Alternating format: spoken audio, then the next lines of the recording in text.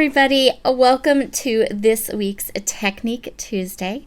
For the month of March, we are going to be working with dry embossing. So I have this gorgeous 3D embossing folder. We are going to have so much fun with it. I have 2 sheets of colored cardstock here, a brown and an orange. But what I'm going to do is I'm going to start with that embossing folder and the cardstock. During the month of March, I am also playing with the Slam Dunk collection from Cartabella. This collection is all about basketball, and I don't have children that play basketball or watch basketball or like basketball, so we are not going to do basketball layouts. Instead, I am going to be showing you over on my channel on a Cherry on Top's blog and also here for Technique Tuesday how to use this themed collection and not scrapbook basketball pictures. Actually, I do have a set of 3 little basketball pictures, and we'll do that layout completely last when all I have left is the themed stuff. So I am cutting down this brown cardstock, and I'm basically just cutting it down small enough that it will fit into my embossing folder. This embossing folder is probably one of my most favorite things that I've been working with recently. It is the coolest embossing folder ever. I used it to make some cards for my hop, for the Cherry on Top hop this month, and it's so cool. So what I'm going to do is I'm going to place these pieces of brown cardstock into the embossing folder, but first I'm going to mist them with some water. Because this is a 3D embossing folder, by misting them with water, it makes the paper a little bit more malleable so that instead of cracking, the paper will emboss, and it looks so cool.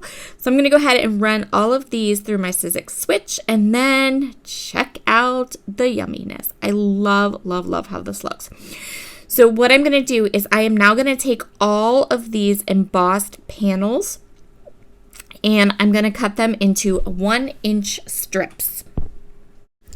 Then once I have them each panel cut down into 1-inch strips, I am going to take some metallic gold ink from Catherine Polar, and I'm just rubbing it across the top of these strips to catch some of that embossed edges. Then I'm taking some Distress Oxide ink in Vintage Photo, and I'm just going around the edges. This gives a little bit of depth and dimension. It also is going to kind of pull out those embossed texture a little bit more as well. So I'm going to do this for all of the panels. Every panel, I'm going to cut them into 1-inch strips. I'm going to hit them with the gold metallic ink, and then I'm going to ink them along the edges with the Vintage Photo Distress Oxide ink. Now I'm going to go ahead and take this paper from the Slam Dunk collection. It's like orange polka dot paper. The idea is that with regard to the theme, it is the texture of a basketball, right? But that's not how we're going to use it. We are just going to treat it like a pattern paper with tiny little polka dots, and it's going to look awesome. So I am taking each of these embossed strips, and I want to create a layout that is half and half on the diagonal. So I'm going to cover the bottom half of the diagonal of this page with the strips. It's going to look like a wooden slat wall, maybe a rustic wood floor. It's just going to look awesome. Tons of texture. We have the different looking patterns from hitting it with the gold ink and from using the Distress Oxide ink on it. And check out how cool this looks. I love it. So I did put a little bit of a guideline to help me get the right angle down, but once I get started, it goes really super easy and simple. And here is the whole section of that paper all done. You can see there, I showed you a little close up. I love how this turned out. It turned out so good. I'm just going to grab some Vintage Photo Distress Oxide ink, and I'm going to add a little bit more to the bottom half of this layout just to give it kind of smooth out the edges of the scrapbook page. We're going to do some of my youngest son Logan's senior photos, and I think we're going to do those senior photos for all of the projects I'm going to create with the Slam Dunk collection. The colors match really good, and I have done very, very few of his senior photos. I've actually created one page live in my Facebook group clear back in August. So I thought I really liked these colors with his photos. They looked really good, so I decided we'd go ahead and scrapbook some of those photos this month. I have another pattern from the Slam Dunk collection. Again, it's just so simple. It's just a nice grid, and I'm going to go ahead and map my photos onto that grid pattern paper. For embellishments on my layout, we're going to use a collection of different types of embellishments. So the first thing I want to do is make a shaker. I have Lawn Fawn's mason jar. I think it's called Build a Drink Add-on. I'm going to ink the edges of the bottom part of my shaker with some hickory smoke, and then I've gone ahead and die cut a bunch of the shaker part, and I'm going to stack them all up. This is going to be the top of the shaker, so I'm also going to ink that one up, and then the rest of these I'm going to glue them all together. And well of my shaker, this is a really great technique when you're creating something with a small footprint.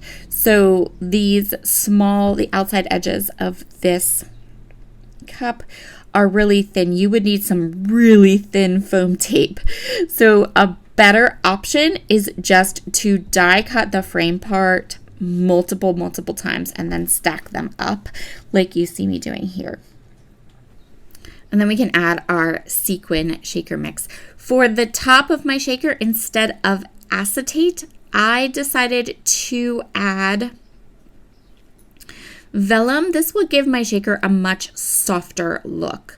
For the top of this little mason jar, I did die cut the lid from some silver mirror cardstock, because I don't want this shaker to look like it's open. I wanted it to look like it was just a mason jar, a closed mason jar. And I'm going to go ahead and add the shaker fill to my mason jar. Any kind of sequins, little beads, shaker mixes, there are loads of options for filling a shaker. My personal favorite are sequins, and but you could use whatever you like.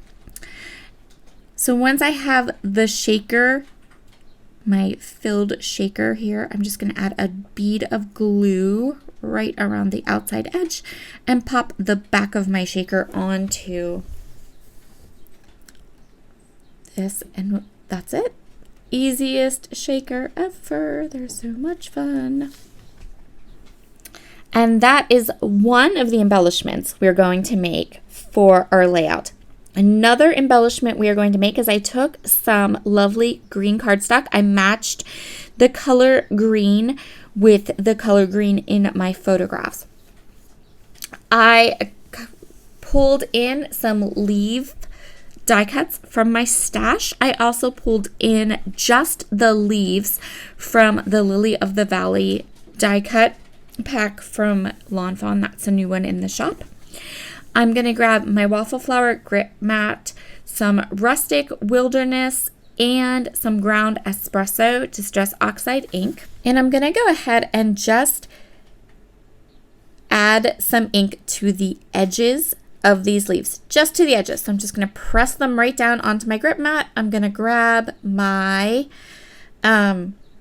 brush, and I'm so sorry. My stand that I hold my camera on had gotten moved or adjusted, so it was up against my table, which it usually never is. But now I have a little bit of a shaky video, which I apologize for. So I'm going to go ahead and I'm going to use the mason jar. I have my die cut leaves. I also have 3 different wax seals here that I'm going to use on this layout. And that's going to be my decor or my embellishment. So I'm going to go ahead and choose 3 areas that I want to embellish my layout with. I already know what I want my title to be. I'm going to go ahead and get my photo down and in place and start tucking all of these pretty floral or leaves in. I didn't want flowers. We might do flowers on another layout later, but for this one, I really love all the trees behind my son. He took these photos at a local historical site, and it's up on top of a hill. So I have lots of these like kind of really cool photos of him with all those green trees in the background. And these photos were taken August of last year. And there is a whole set of photos, because when you go for senior photos, you go to different locations and you change your clothes. And there's 2 outfits that he wore in these photos that really look nice with the colors and the collection in that slam dunk kit. So that was why I was like, we're going to go with senior pictures and get some of these scrapbooked finally. So I'm going to create these clusters of leaves. I've chosen 3 areas of embellishments. I'm going to start by layering up the leaves behind the mason jar in those 2 little corners there. And then I can go ahead and add the wax seals.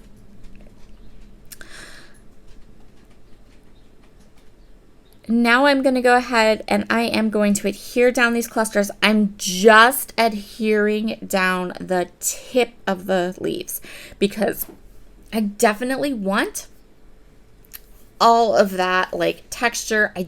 I want them to kind of be up and kind of fluffy.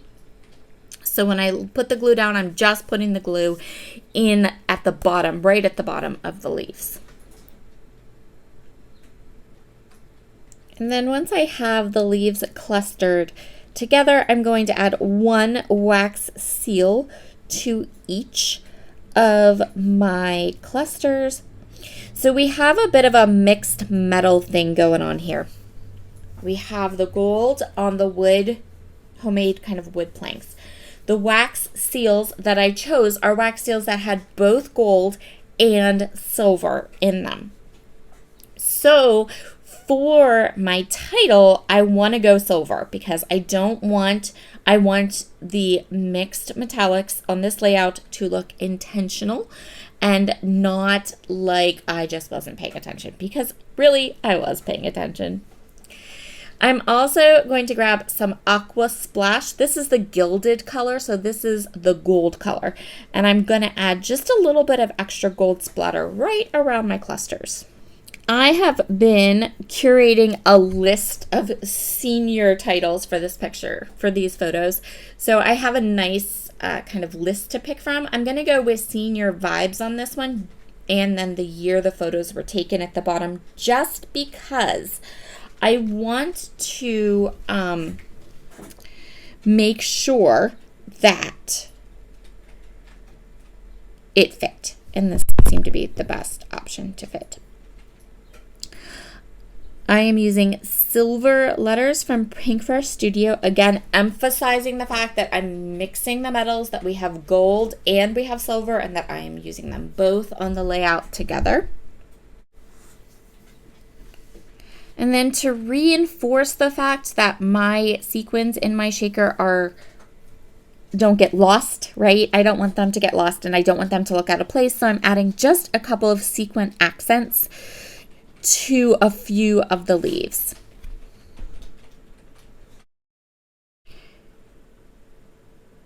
And here are all of the close-ups. Thank you so much for joining me today. Whether you're joining me over at a Cherry on Top's YouTube channel or mine, you can find in the description box links to all the products that I have used on my project. And I hope you've enjoyed this little tutorial of how you can use a dry embossing folder on a scrapbook page. Have a wonderful day, everybody, and I will talk to you again soon. Bye.